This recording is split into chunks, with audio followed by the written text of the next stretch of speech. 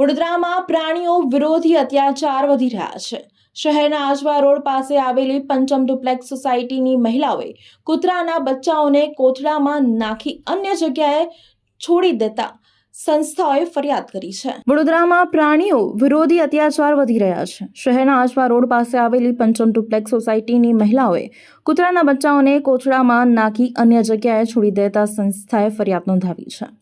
વડોદરા શહેરમાં છેલ્લા કેટલાય સમયથી અલગ અલગ સોસાયટીઓ અને વૈભવી વિસ્તારમાં કૂતરાઓ ભગાડી અને મારવાની ઘટનાઓ બની રહી છે।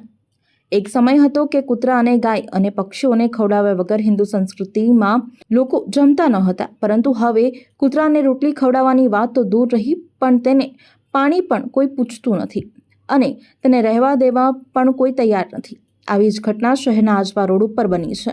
પંચમ ડુપ્લેક્સ રઘુકુળ સ્કૂલની પાસે આવેલ છે।